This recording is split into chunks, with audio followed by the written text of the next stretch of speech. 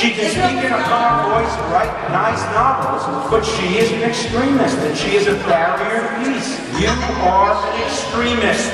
You are a zealot. And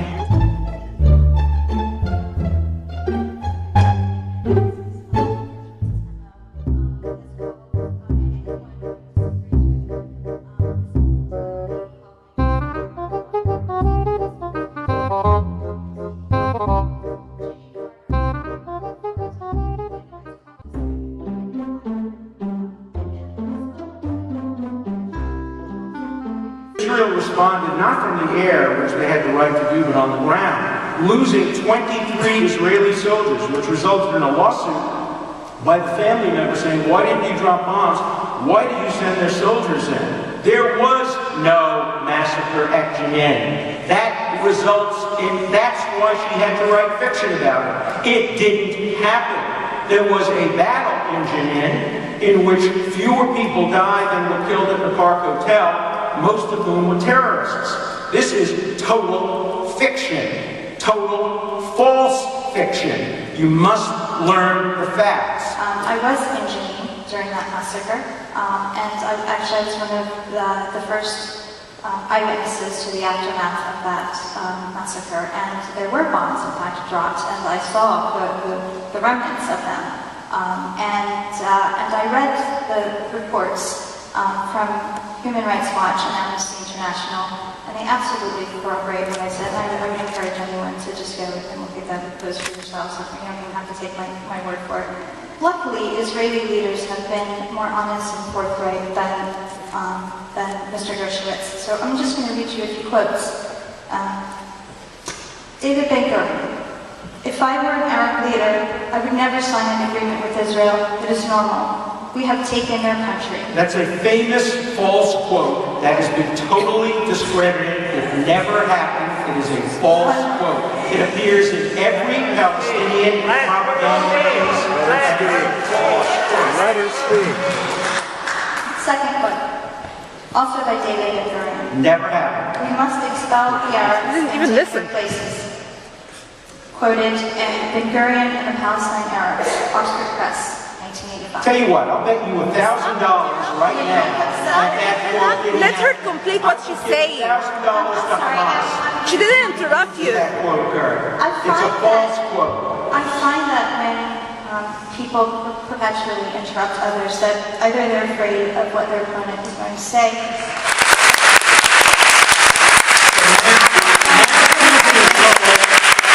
lies need to be interrupted. or they just like to hear themselves speak. In either case, They're justifiers of the find it infantile. The other quote, this one by Raphael Eitan, Chief of Staff of Israeli Defense Forces, quoted in the New York Times in 1983.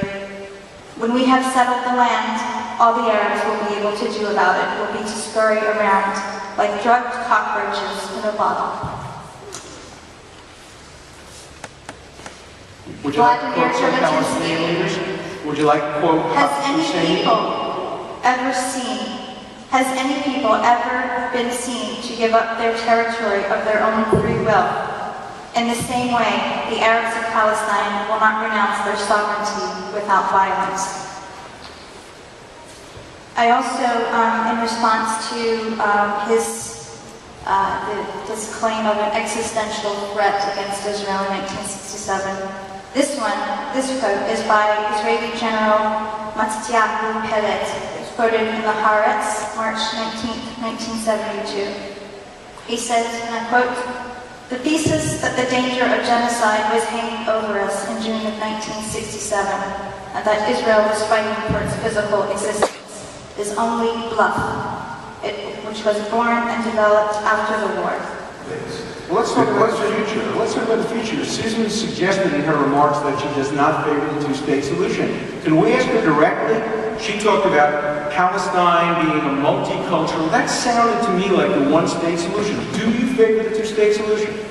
Well, I don't believe in any nation that measures the worth of a human being by their religion any more than I do in states that measure the worth of a human being by the color of their skin. Like the Palestinian Authority, which is a Muslim In fact, authority, right? Israel is a state state that is founded on the principle of Jewish entitlement and exclusivity, and that's a fact.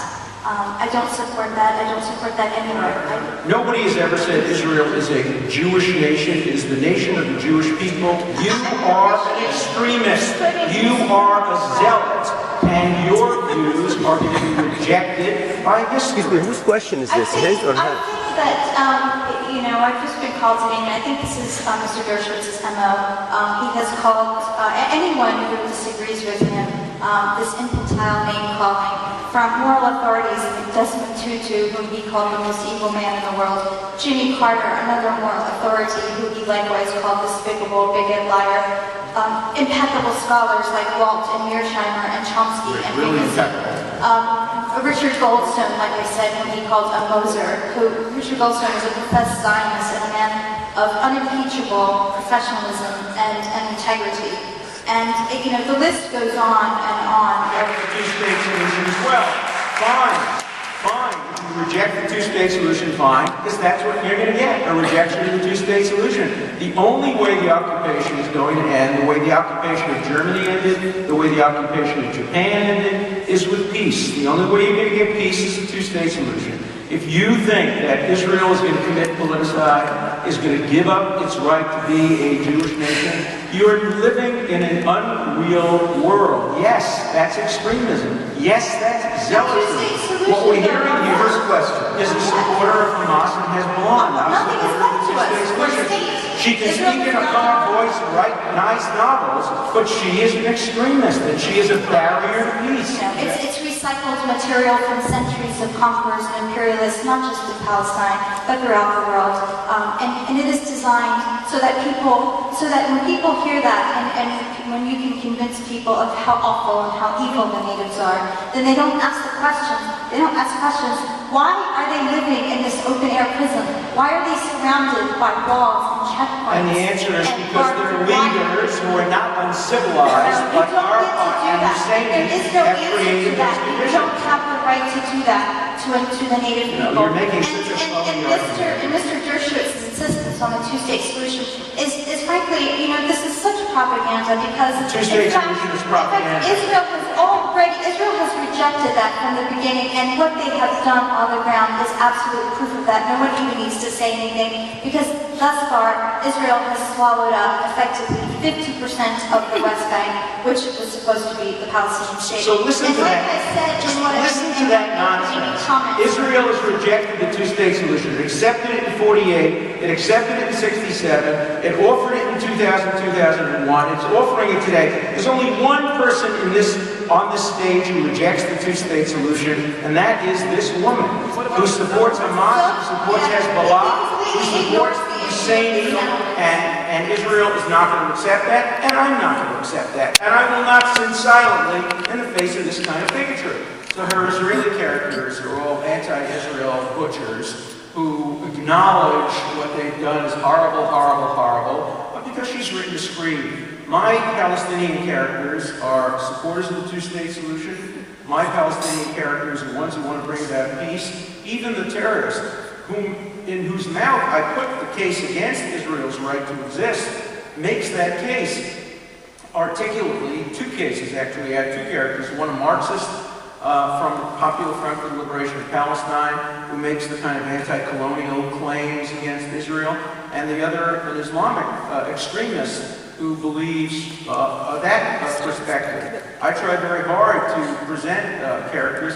What she presents and what she's presented here today are stick figure, totally fake presentations of Israelis. For her, it's a one-sided conflict. For her, there is no truth on the side of Israel. For her, there was no Holocaust. For her, there was no Hajj al-Husseini. For her, there was no Yasser Arafat. For her, oh, shut up. For her, there were no rockets from Gaza. To her, there were no Park Hotel. For her, there were no terrorist attacks. For her, this is all. Why don't you tell us what you feel? Forget about what her. You don't want to listen.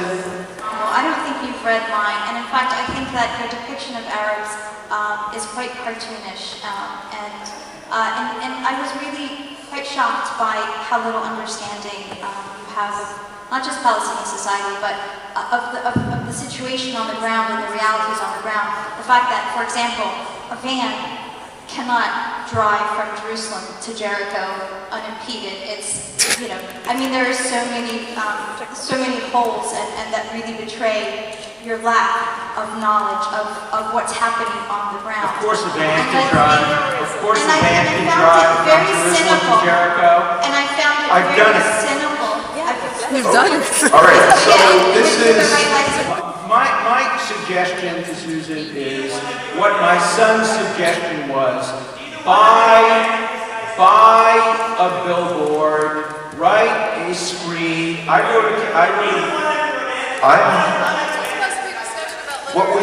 we have the chance here.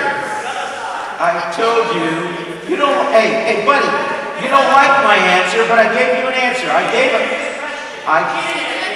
One more might have been able to come together here today, but that hope was dashed by the call for boycotts and divestment, by turning a literary event into a crass political event, and the fault for that lies 100% on her side. 100%. I presented a balanced literary presentation, and she responded with a call for boycotts and divestment. Shame on you. Good for you.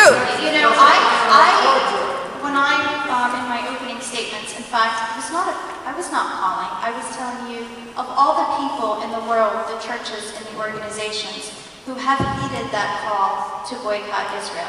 And the moral authority that is behind that, and the people. These are not bigots. These are not Yes, these they are not are. crazy people. No, these in fact Anybody are who calls people for of a conscience. boycott or divestment against Israel and doesn't say a word about Darfur this is or where Rwanda is a nobody can bigot. speak, and when you say something he disagrees with, he calls you a name. And this is, I find that unseemly and really unbecoming of a Harvard professor, frankly.